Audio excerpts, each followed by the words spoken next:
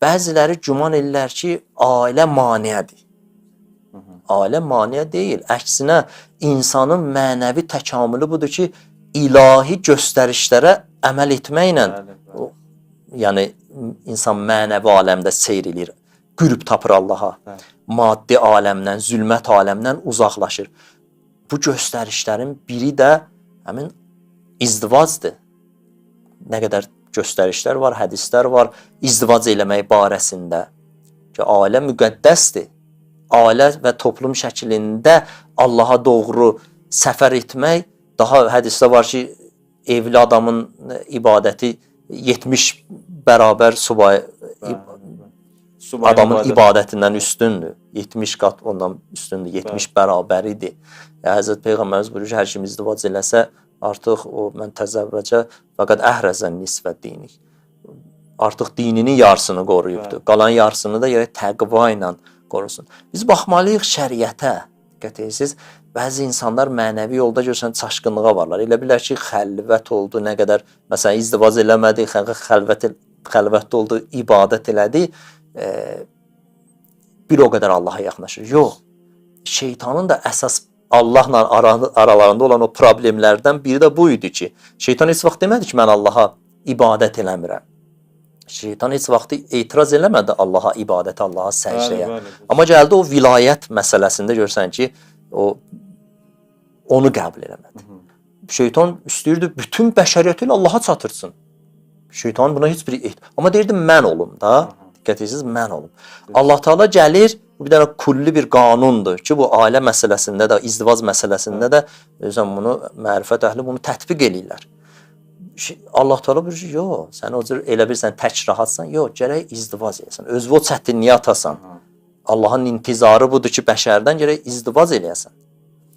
Və qadına da sırf şəhvəti təmin eləmək gözündən baxmayasan. Bəlkə o müqəddəs ailə, övlad, nisaukum hərsulləkum. Allah qadınları kişilər üçün əkin sahəsi, yəni övladı, sanki bir o övlad toxumunu harada əkirsən? Diqqət edirsiniz, hədislərdə gəlib o paç bir əkin sahəsində, qadınlar əkin sahəsinə bənzədilibdir. Məsələn, bəyan olunubdur, bənzətməyibdir. Bir qadınların sizin sanki bir əkin sahəsidir.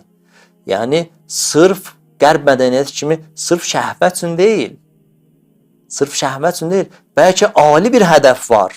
Hərsulləkum. Bu əkin sahəsidir. Ali hədəflər gərək burada əkilməlidir bu ailədə.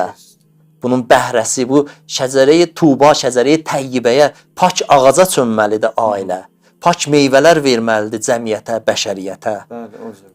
Ustad, sual vermək istəyərdim. Bu şey bayaqdan həqiqətən də gözəl nöqtələrə işarə edirsiniz. Orada baxırıq ki, o insanlar ki, deyirlər ailə maneədir bizim Allaha çatmağımızda. Onda sizin qeyd etdiyiniz kimi belə insanlar bir növ vəzifədən, öhdəçilikdən boyun qaçırdılar, məsuliyyətdən boyun qaçırdılar. Amma halbuki Allah Teala insanı ictimai bir varlıq olaraq yaradırdı. Ki ona görə də insan nəslinin davam etməsi üçün qeyd etdiyiniz kimi ailə qurmaq vacibdir və ailəni kişi də belə deyək də öz öhdəsinə düşdüyü kimi qabağa aparmalıdır. Həqiqətən baxırıq ki, ailə vacibdir, ailə məsələsi, ailə təməli. Yolu daha rahat ilə, daha tez insanı Allaha çatdır. Əfzəllə əməl əhməzuhə hədisdə var ki, əməllərin ən fəzilətlisi, ən çətini olmalı. İnsan məsuliyyətdən qaçmamalıdır. O məsuliyyətin içində Allah Teala nur qərar veribdir. Allah Teala buyurur ki, həm özünüzü, həm də əhlinizi cəhənnəm odundan qoruyun. Ya eyyuhəl-ləzina amanu qu ənfusakum və əhlikum nara. Özünüzü və əhlinizi cəhənnəm odundan qoruyun. O qu həmin o viqayə kəlməsindəndir də, yəni saxlamaq, keşikçilik eləmək. Necə? Onların o həm əxlaqda, həm əqidədə, həm əməldə insan öz ailəsinin keşiyində durmalıdır ki, mənim məsələn ailə üzvlərim hansı əqidəyə sahib olurlar, əqidələri necə formalaşır, əxlaqları necə formalaşır. Və əcib bir Quran buyurur ki, cəhənnəm odundan xilas edin. Burada bir bəhslər var. Sanki bir var, bəzi ayələrdə deyir, özünüzü haramdan qoruyun, günaha düşməkdən qoruyun, yalandan qoru, zinadan qoru, şərabdan qoru. Bəzi şeyləri açıq-aşkar haram edir. Amma burada sanki əməlin batinini Allah Taala deyir. Birbaşa. İstər-istəməz, yəni hansı haram olur olsun, fərqi yoxdur. Ailə başçısına deyir ha. Bəli. Kişilərə deyir, ailə başçısına deyir ki, fərqi yoxdur. Hansı haram olur olsun, batini nə deyir? Cəhənnəm odudur. Özünüzü deyir cəhənnəm odundan qoruyun.